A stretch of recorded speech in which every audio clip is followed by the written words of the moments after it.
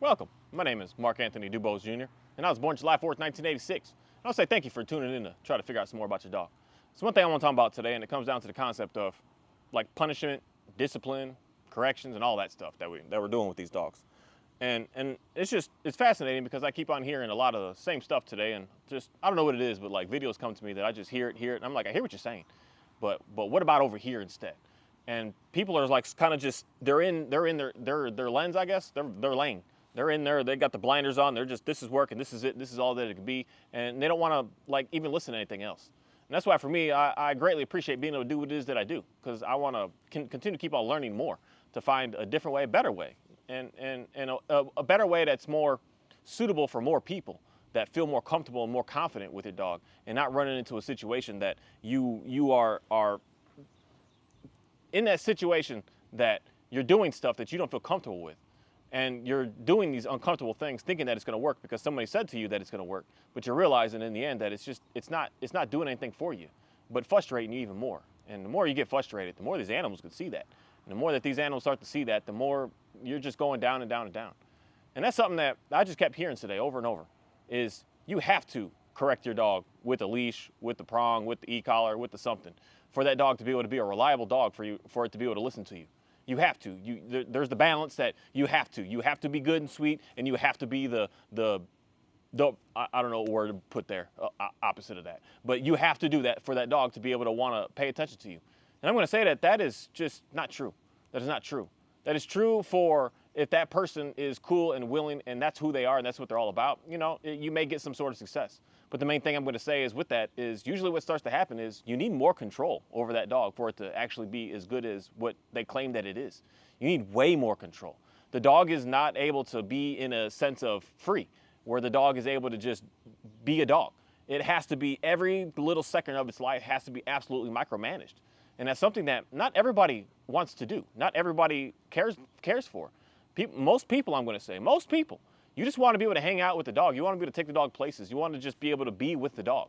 Not worrying about if it's doing this, and having to have everything set up, having to have the right treats set up all the time, the right this, the right that, and this charged up, and this good to go, and this and this. And you just don't want to have all of that. You just want to be able to do with your dog. And I'm going to say that, yes, you can do that without having to come down to the concept of I have to, punish the dog to get it to want to listen to me.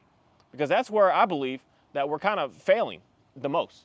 Because it's not the concept of, because there's that, well, you got the authoritarian style parenting, then you got the submissive, I forget all the words of all those. But it's not coming down to the point that you are, because this is where, for me, I believe that we are looking at things backwards. Because an authoritarian type of strict, everything's got to be perfect, all right rules, that person is the one that is more of the said helicopter parent than the one that is just more free, more relaxed, more just outgoing, just it's okays. It's all right. We messed up. We'll try again. It's all right. Because those in my opinion, the dogs that are actually just raised in these two sides that I'm going to say, because that's the side that we have right here. We've got the side that's the called the balance training and the purely positive force free style training. I put both of those in the same group, man. They the same stuff. They the same thing at the end of the day. And then I put it to the just hanging out and just doing nothing, no toys, no treats, no nothing, no anything, just free, man. Run, have fun, go to the dog park and be a dog, go to the lake and run and get in the water, just be absolutely wild. Just do what you want when we have that time that we do what we do.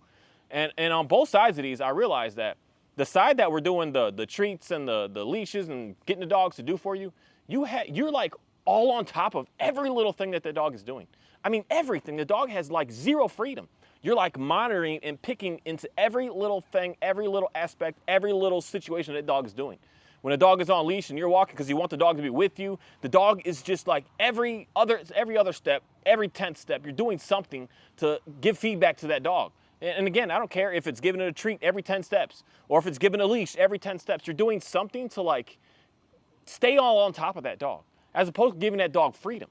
So when you're staying all on top of that dog and you're correcting that dog over and over and over, and someone will say, oh, I don't need to correct them as much anymore. It's as much doesn't mean that the dog now is listening better to you. It just means that now it's gotten wise enough to realize I don't want this happening to me. So I'm going to force myself to do what it is that I want to do for you. And I'm going to do this and just stay in it. It's going to follow suit. And this is kind of how military somewhat works, or supposed to. It doesn't work anymore like that from what I've seen. But they kind of like put so much pressure on you to force you to be like everybody else, as opposed to just being an individual, unique person. That's why for me, some of the stuff in the military is very damaging. And it's not actually to help someone out, because I don't know what it is, but most people I know that have gotten out, they're not like premium members of society. They struggle, we're lacking in some things, because we're all forced to be the same and do the same and want the same. And I can even talk about that going on to Instagram and all these things. Someone does something and everyone has to rush and do that exact same trend. It's like these trends, everyone has to do the same thing. And that's the side of the forced, free, positive only, and the balanced side of pressure. And that's what that is. That's what that represents. You have to follow what everyone is doing. But when there's no one there to follow anymore, when there's no like the next thing to do, you're lost. You're lost. You have no idea what to do. You're just running a fool. You just like, you had no idea, and you shut down. And you don't know how to function. And or you go to the point of savage, that you just start to get absolutely just what I could say is how my lifestyle was, just straight up. From being controlled and managed to just a criminal. And it just started going wild and wild and wild, because the freedom it was just too much. The too much freedom. I was so used to everything being structured, everything having its place, everything had something to do, every single minute I was here, everything was like that. No freedom at all. And then once that freedom came, it was like, you do crazy madness, because you've never had any experience with that. And you never realize, like, at the end of the day, like, who you are. And that's something that I just see with these dogs that goes on. That we're like, or get down. That we're sitting here, we're like managing every aspect 24/7 of what these dogs are doing. The dog is either doing this performance here because we're trying to say train the dog, so we're doing these sits and downs and heels and doing all this stuff, playing a very structured game that is not like free to the dog. The dog is within the boundaries of what you're making it do. So it's not like it's doing what it wants in any aspect of its life. And the dog doesn't understand how to just relax. The dog doesn't understand how to just like make decisions on its own. And that's what, in my opinion, creates a ruthless dog. Because the dog doesn't know how to be a dog. The dog just knows how to just do what it's told every moment.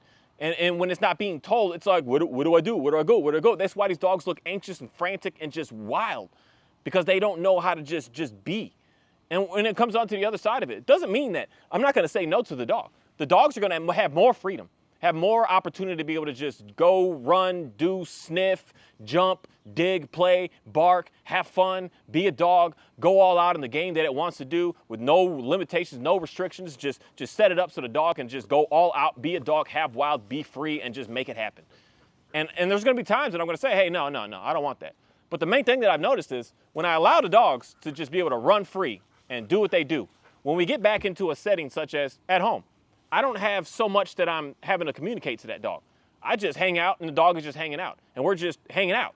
We're not having to worry about, oh, get off, oh, this, oh, this, oh, this, oh, this, oh, that, oh, this, oh, get over here, oh, get over there. Oh, there's just none of that going on, because the dog has been living in that sense of set free its entire time that it's been with you. And since it's been in that free that entire time, it has to figure out what to do on its own. And when they start to be able to have to figure out how to do on their own, that's like the magic of life on this planet. That, in my opinion, the more and more we're messing up more and more school, more and more structured, more and more this, more and more that. It's not enough that we're doing it to the kids, that we got to do it to the dogs now. We got to put them in this school and this school and this school and go here and do this training and this training and this training and this training, and not allowing them to just like express who they are. They're doing everything that they don't want to do and what is not natural to them to do, and then we're expecting them to be nice to us.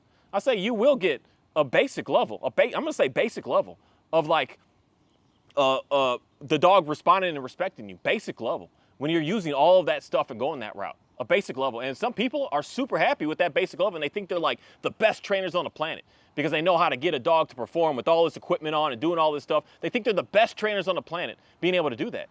As opposed to there's other people out here that do completely different, like almost straight up to the opposite side of that. Doing the opposite side and have an advanced level of I don't want to use that word, but it's the best word to use to just make it clear and easy. Control. They have an advanced level where the dog is not needed. Does not need much information at all to just keep doing what it's doing. It doesn't need much information. You put it on leash, you go for a walk, you don't need to give it information on how to do this walk anymore. The dog just does it. The dog is just making it happen. You're not having to like stop every 10 seconds, do it a treat. You're not having to pull it back on the leash over and over. The dog is just doing what the dog is doing. When you stop, the dog stops. When you get going, the dog gets going. When you sit down, the dog sits down. When you just do these things, the dogs just start to do these things. And you don't have so much that you're just all on top of the dog and smothering the dog. And the dog is going to be way more in tune with listening to you. But it's something that it's not, I don't know how to say this. It's not normal for us as humans anymore today. We're so used to everything being so structured. Every job that you do is so this. That's why it's so challenging for most people to break out of that, to do your own thing. But when you do your own thing, what do you get? You get more opportunity. With more opportunity, you get what? More freedom. With more freedom, you get what? More joy, more peace. You get more and more and more when you break out of the everything has to be on this structured setup. And it's something that we're not looking at with these dogs, because we're doing with the dog what the human thinks that we need to do, because it's all that we've known. We don't know anything else. And that's something for me that I had just a lot of change that happened in my life years and years ago, that I was like, I can't do certain things a certain way. So I had to hit the books. I had to start reading, understanding, and starting to learn more of saying, oh, I thought that this was the only way. I thought this is how it had to be done. I thought I had to spank the kid to get the kid to be able to listen. I thought I had to spank the dog to get the dog to listen. And then I realized I don't actually need to do that. And I realized when I was doing that, I wasn't getting what I wanted. It said good, but I could see that the dog or the child is terrified. They're scared. So of course they're gonna respond and look really good, because they're scared. And anybody on this planet that's gonna say to me, if you spank something, hit something, and it's not scared, and it's not nervous, and you are delusional right now. You are delusional, because I'm going to say this straight up from someone that grew up in that. You're terrified when you're getting hit, when even you're getting yelled at. And yelled at is just as bad at the end of the day. You're terrified in that moment. You're not just like, oh, everything's okay, I'm happy-go-lucky. No, you're terrified. And then when someone says to me, oh, I just used the low numbers on the e-collar to get the dog is terrified. It's not like happy. The dog isn't like, woohoo, thank you for doing that so I can finally be able to. No, the dog is not giving you that language. And that's the part where I'm going to say is I think that a lot of people do not understand how to look at a dog. And the same thing would look at another human being. These things they're terrified. And they're going to do good, and they're going to do it good faster, because they don't want to stay in that anymore. They want to figure out how to get out of it. But the main thing that starts to happen is they don't get out of it. It just keeps adding more and more layers on top. I mean, that's the language that I would say before, especially with my loose leash walking package that I used to do. The dog would just get better and better really fast. I'll say this: the first layer is this. The second layer is he's got to get closer. The third layer is this. It's like, yes, the dog gets faster because it's terrified. It's like if I go out, I'm not only gonna have to worry about that dog or that person, but I got to worry about the person with that leash behind me that could literally take my life right now. The dogs end up in a terrified stance, and dogs don't look. They're like, oh, shaking, nervous. They don't do that when they're terrified. That's where I'm gonna say that's something different when the dogs are portraying that. But the dogs just get scared, and then the dogs are within these new limits and these new boundaries that a dog is only going to perform when it has this on. This is the thing that I'm going to say that I know for a fact, because I've been in this, I've done this. It's not like I'm just watching other people's videos and critiquing what they know. I used to be the trainer that come in, because this dog right here behind me, my Johnny Man, was a dog that in the school I put that slip leash on, and he did pretty decent. I put that prong collar on because it stopped working. And that's the one thing that the instructors told me right up front. Oh, you're not going to be able to pass this course with that on. You're going to need something more. They could already see it in the dog. They already knew that. So I put that on, and it's like, okay, now we got better. And here's the thing. Now that the dog is terrified, now the dog knows when it's not on, it doesn't really need to listen to me anymore. And this is something that I'm going to slap a guarantee on and say most, everyone's dogs that have any piece of equipment on it to get it to when it's looking good and you got equipment on it, when you take that equipment off, the dog does not perform that same way anymore. I'm going to almost guarantee that. I'm going to put that across the board. I don't care if I only push the e-collar just once a week, take it off, and I'm telling you, your dog does different stuff. If that's the part where I'm going to say clearly the dogs are not happy. The dogs are not satisfied, because I keep watching these videos over and over. When we put the e-collar on, I'll see he's happy. I tap it and he's happy to run back. No, he's happy to run back to get that treat, to escape knowing what's about to happen next. So he's going to move. He's going to move with haste. He's going to be fast. He's going to be snappy, because he's like, if I don't, then there's this. And it's just, I don't know why we're not like thinking this through.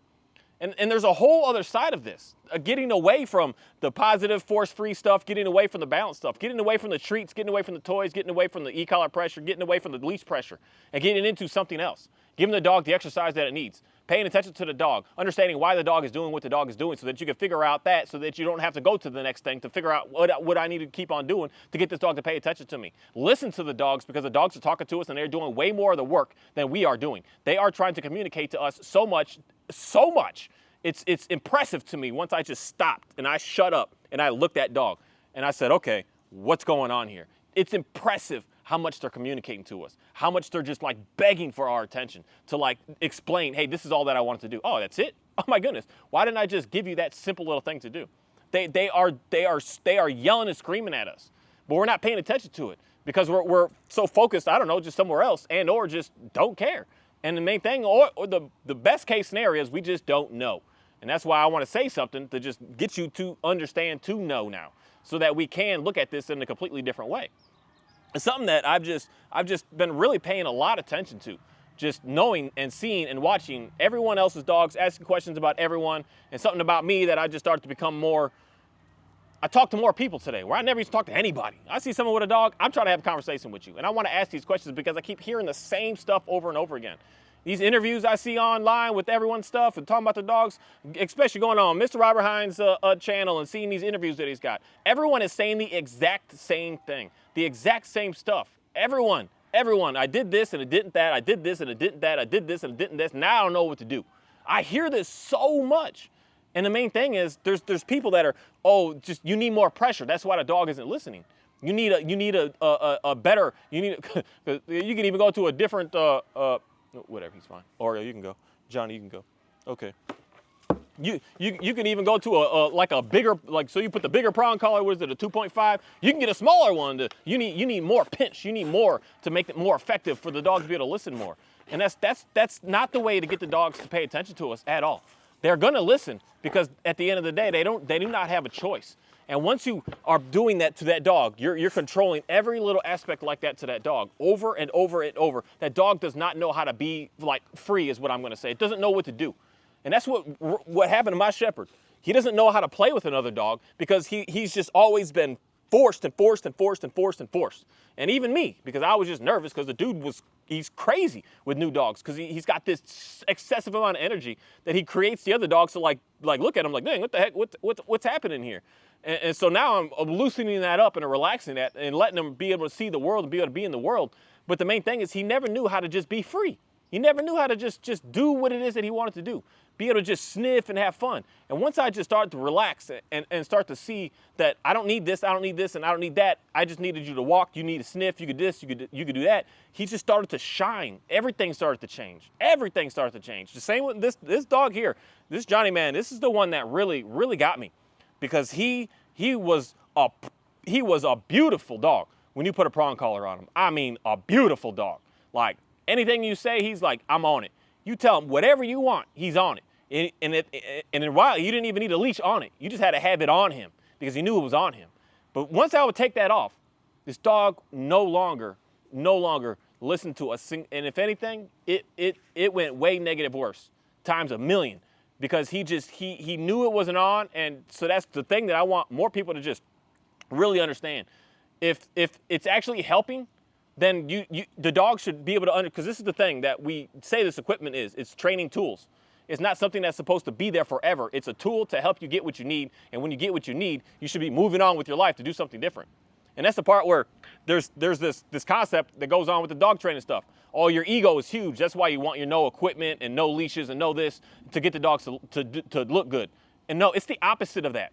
It's the opposite of that. Your ego states that you have to have it looking so perfect, so right, so all the time that you have to have that on there that you are not able to do without it.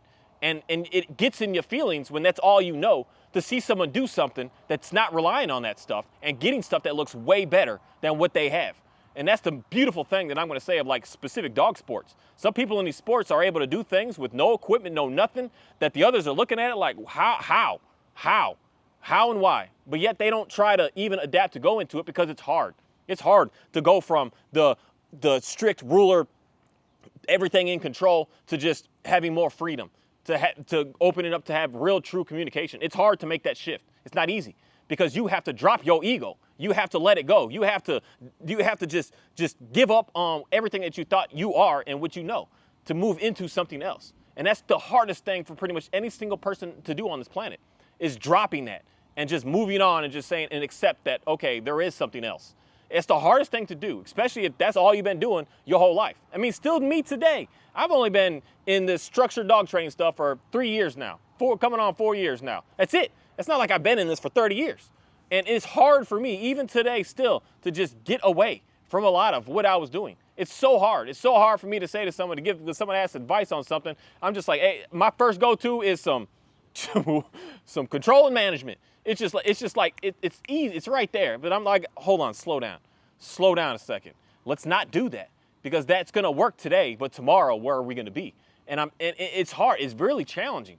And I'll imagine how challenging it is if you built your entire reputation on this is the way I do it and this is what it is. But the problem is the people that have been doing it like that for 20, 30, 40, 50, 60 years, they don't want to change from it. So they're saying that this is the only way, that there can't be another way. And that's the beauty that I'm going to say is I challenge anybody and everybody that just, there's only one way to do this stuff. That's straight up silly to me. Super silly. There's only one way to do that just comes down to anything on this planet. There's not one way to do anything. There's not. There is an unlimited amount of ways to do some things. And the only way that you're able to really get what you're looking for is to move into that unlimited style that you are comfortable with and get out of the unlimited style that you are not comfortable with. So there's an unlimited amount of information right here on the YouTube on how to get your dog in control by slapping a prong collar on it, throwing treats in his face all day long. There's a million information on how to do that.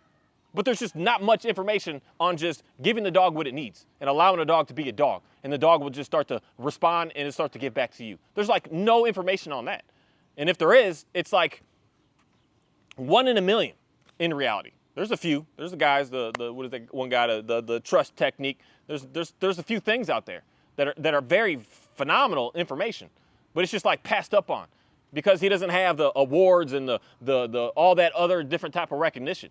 And these other trainers do, but behind closed doors, their dogs are just behind closed doors. They can never ever allow that dog to just be free and do what it does. They're always on top of it over and over and over. And that's something that I want to let someone know, at least one person today, that you do not have to give your dog a correction for that dog to listen to you. You do not need to pay attention to someone that says that that's the only way you're going to get a nice dog. You do not need to do that. You do not need to have a specific type of collar on because you have a specific type of breed that you have to do this way or the dog's not going to listen to you. You do not need to do that. And that's why for me personally, I get different dogs. I don't just keep getting the same one. There's some people that only get the German Shepherd. They got like 8 German Shepherds. No, I get dogs, and this Dalmatian, I got this Dalmatian straight off of what one person said in one video explaining someone that I was like, this trainer here talking about he knows everything, and he straight up was like, training Dalmatian he has something to say about it. And I was like, cool, let me get that dog because I want to see the differences of what someone says is challenging that I need to go these methods. So I want to show that, no, you don't. And I'm telling you, and I'm proving that, and I'm proving that day by day by day with what I do. Especially today on my walk, this girl was running. She was swimming across the little creek and stuff and doing what she was doing. Did she come back on the first time I said her name? No. Did she come back on the second time? Heck yes. She's coming, running, and she's just doing what she's doing. Someone would say to me, you can never do that. You couldn't do it. You need this, you need this. I'm proving day after day that no, you do not need to give your dog a correction. You do not need to spank your dog to get your dog to listen to you. And best case, the more that you do that, the more that the dog is, not best case, worst case, the more that you do that, the dog is going to continue to keep getting more and more pushy. Because that's what most people are seeing, a more pushy dog, not a dog that is getting better. And until people just start to become honest, because that's the main thing that I really want more and more of these said professional, awesome, amazing dog trainers to show what your dogs are like in the scenario and the setting that everyone else is actually wanting from the dogs. How are your dogs when you're just hanging out and doing what you're doing? What are you doing? What's going on with that? Not this obedience routine that looks good, not this bite work stuff that just looks real good, but your German Shepherd that is just with you and is just hanging out with you. That's stuff that we just don't get to be able to see. And when we do see it, I'm telling you, everything is so structured that dog has no chance to even think about messing up, that it's not going to mess up because it's in, the only way that I could say it from what I've seen is that the dogs are in fear. And I don't care if someone says, oh, just because it doesn't look and appear to be in that, it is. Because otherwise, it would listen to you if you didn't have all the extra and doing the extra. And I'm going to say the same with treats. Someone going to say, oh, I'm using my treats. It's okay. The dog is still in that same sense. It's punishment and reward. You're punishing and rewarding. When you don't give the treat, you're punishing. When you give the treat, you're rewarding.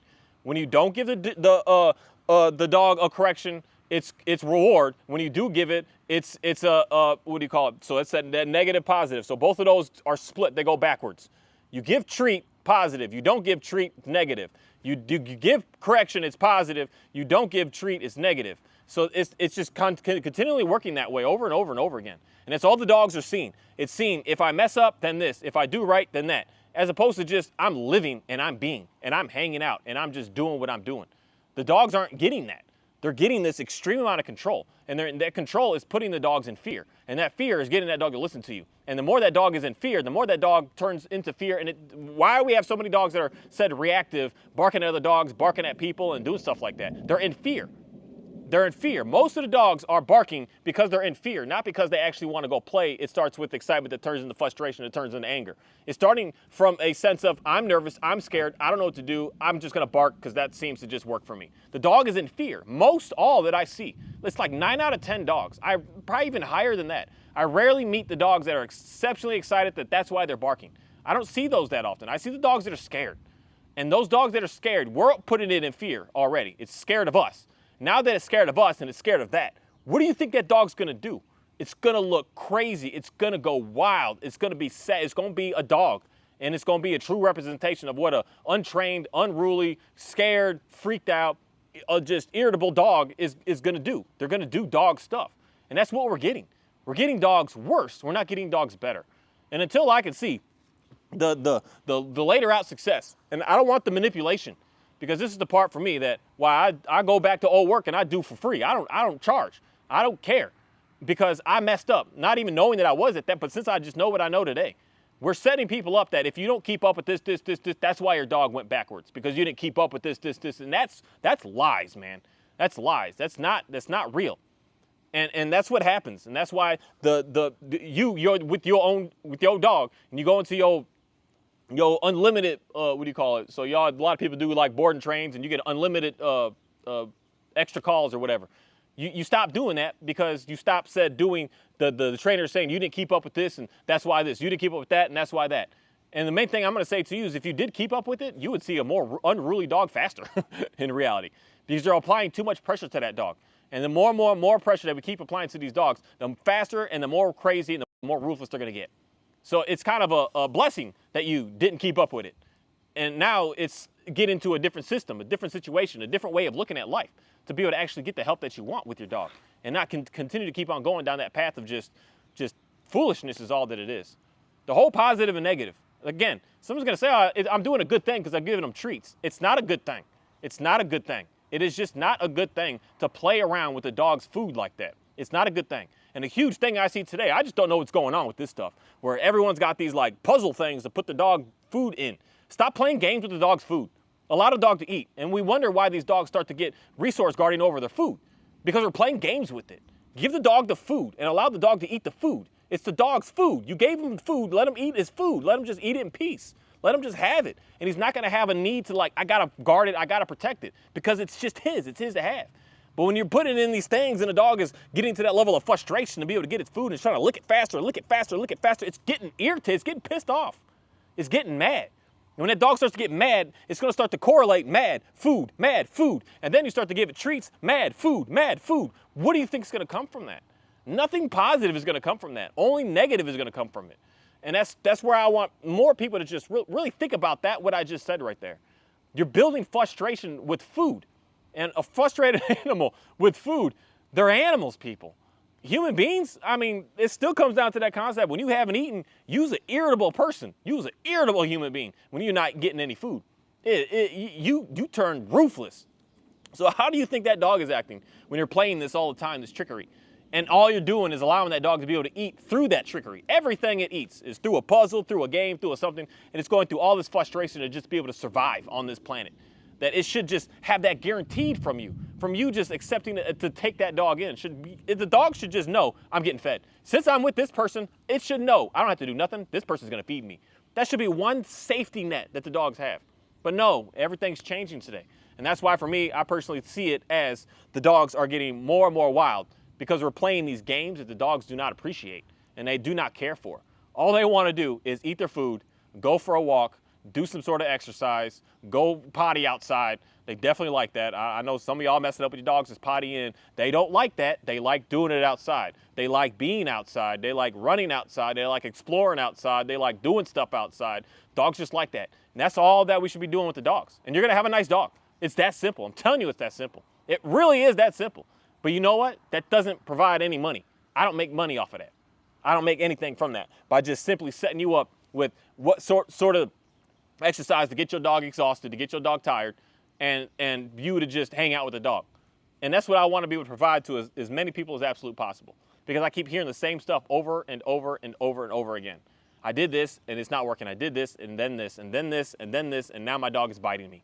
I see it and hear it over and over. And I'm going to say my number one call, and I just kept hearing this over and over this past few days, is my dog is biting me. And it always starts from treats and playing games with the food. It starts with that. I hear it over and over again. I have never had someone call me and say, my dog's, were you hitting it? And they say, yeah, I hit the dog. No, it's always, because the people that hit the dogs don't do that. It's just, I hear it because they break down in that level of fear. They broken down. They're like, I ain't gonna challenge that person because I'm gonna physically get hurt. I'm not gonna challenge that person because they're gonna physically like strangle me to the point that I'm not gonna be able to breathe anymore. I'm not gonna challenge that. So the dog is gonna just, whatever, dude, I'm good. But when we're playing games with these treats, what we think is positive is negative to the dog. So we're doing things that we think should work, but it's negative to the dog. The dog's getting a negative experience. So later on in life, that dog is going to go crazy. It's going to snap, it's going to growl, it's going to bite, it's going to guard, it's going to protect, it's going to keep you out of your home. It's going to make sure that every time that there's food around, be nervous. It's going to make sure that every time there's a toy around, be nervous. It's going to make sure that every time that whatever that dog thinks is valuable to it, it could be your grandkid. You coming near that grandkid is biting you. This is just what dogs do because we're giving them a negative experience thinking that it's a positive experience. And the only positive experience to the dog is what the dog desires. And for this dog here, he likes to chase some stuff. He likes to sniff the world, and he likes to just explore, and then he's good to go. He likes to do one run a day. He lets to run out. So let him run up the driveway. He gets one run a day. Where each of my dogs have different things, and that's why I am never, ever going to say that you could do all the same with one dog. No, you cannot. They are all different. My Dalmatian needs something different than my German Shepherd needs. My Border Collie needs something extremely unique than any other dog that I have on my property does. My Great Pyrenees, he has something, again, very unique that is to him. He could sit in a coop with chicken. These other dogs could not do that. They would kill them. They would kill them all in like 20 minutes and then figure out, oh, I'll eat this one now. And or this dude would be smart with it. He would eat one a day. There wouldn't be any in there in a couple of months. He would eat them all. Where that dog is capable of being able to do something and he's living his life that he wants to do is guard and protect and hang out with his flock, his stuff that he does.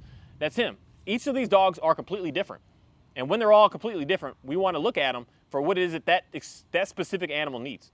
Some of y'all got a Great Pyrenees even that's not like mine at all. It doesn't care to be around animals. It chases them. It does. I mean, mine did chase him at first. I just told him not to because he's a puppy. Puppies do puppy stuff, man. They're gonna run. They're gonna chase. They're gonna accidentally kill things. It is what they are. But he chasing and say, Shadow, we're not doing that. And he's like, oh, okay. Well, we just hang out. But there's other Great Pyrenees that are crazy, man. They're crazy. There's like the Dalmatians I've seen have zero prey drive. I've seen some that have zero. They just walk the world. They got birds, everything. They're in the world. Mine has excessive food drive.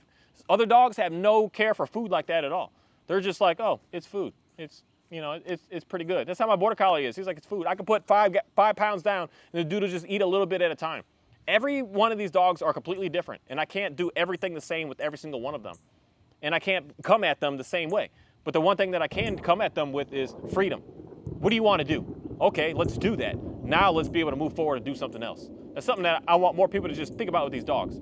The positive experience that you want to be a positive trainer, the positiveness is what this animal is wanting, not what I want, not what I care for, not what I desire, what this dog wants. Whatever this dog wants is what's going to give him the great positive experience on this planet to look at me as that great positive leader that's able to give him what it is that he wants, not the other way around.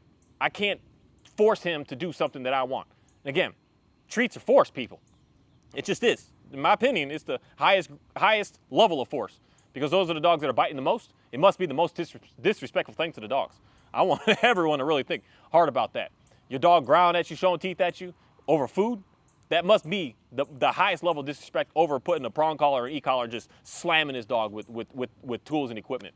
Because those dogs still, I don't really get much of they're trying to bite and going crazy like that. It's just wild. It's weird. It's weird. And most people, and especially dog trainers, y'all have all heard this and seen this. And that's why people go quick to the prong and to the everything else, because the dog doesn't bite anymore. But the reason that it's not biting is not because it's like better. It's because now it's got a whole different level of what I would say is fear on it, that it has no choice but to listen. But I like to be able to give my dogs choices. I like to be able to give my dogs options. And that's what I've realized, being able to give me a really nice dog. Just like right now, he just had it in him today. He just wants to hang out with me. He just wants to stay around me because we just haven't been spending enough time with each other. And he's just like, I want this right now. So right now he's doing what he wants. He had a chance to go do chickens and go do what he wants, but he said, I want to be with you. He wants to be with me right now because he just wants some of that time with me. And this is just his positive experience. I don't want to force what I want. And him, he comes to me when he comes to me. And I don't push myself on him to go to him when he doesn't want me around. And that's what allowed him to be able to just really relax, because I was always smothering him. And this is why once I would take that, I know I got old videos of this dog with his prong on and how he looked. This dog looks so different with that piece of equipment on. Prior to today, you wouldn't notice it because he's so much chill today at this moment that he's no longer in that high sense of like, what are you gonna do, basically? He's like, I know you're not gonna do anything, so let's just have fun, let's hang out. And I'm like, yeah, man, that's what's going on, thank you. These dogs are incredible. There's one thing I know, if you control every aspect of their life, the dog, it turns into chaos. It doesn't get better. It looks good in the moment, but it's actually not really good, like overall. You're always in a sense of never being able to calm down when the dog is like just out and doing what it's doing. It's not able to calm down. And the main thing that I'm gonna say is a lot of people I get little comments myself here and there, but I see it on other people's videos that live in settings like mine. Oh, you live on a farm, that's why you have a nice dog. Your dog is able to be out there, that's why you have a nice dog. And that's not the case at all. The main thing is, living where I'm living, I'm able to give the dog what it wants. I'm not worried about shoving a treat in its face. I'm not worrying about putting a leash on it to convince it to do something that I want it to do. I'm allowing the dog to have more freedom. And the more freedom I give them, where do you think they go when I go in the house? You think they're just roaming all day? No, they sit on the porch and they hang out. Worst case, they'll go down, I got a little garage over there, they'll just run around there and run back onto the porch. If I'm in the house, they're in the porch. They're not just free running, no, they're not doing any of that. But at the same time, I'm also not worried about, oh, I gotta give him a treat because he's doing this. I just walk and I just do and I move. And this is what I see that most said farmers are doing with their dogs. They're not like stopping every 10 seconds to do this and do this and do this and do, no, we're just living. We're just being free. The way that most people that live on land, that do any type of farm type of work, they love that concept of being able to figure out how to be free. You know, some people are worried about, I need more money, others are worried about, I need more skills to be able to, how do I prepare food and be able to make food from nothing? And that's freedom. That is the true sense of freedom, being able to create from nothingness and be able to replicate from what you've created and continue to keep on moving with that. And that's what people want. And when you're already living in that type of mindset, you're gonna look at the dog with that mindset. You're gonna look at your cows in that mindset. You're gonna look at your chickens in that mindset. You're gonna look at everything in that mindset. How do I give you the best life possible? How do I give you more freedom so that you could be able to just be so happy? And that's all I'm focusing on. And when I started learning that and seeing that and realizing it's not about controlling them more, it's about giving them more freedom, man, things just got just ridiculously better. That's what every new dog I get, everything is different from day one, that things move. Whereas this dog, I trained him in dog training school. And he had a way about him that looked really good in that said training scenario, that training look. But when it came down to real life, real world, he was an absolute hot mess. He didn't know how to be free. He only knew how to be controlled.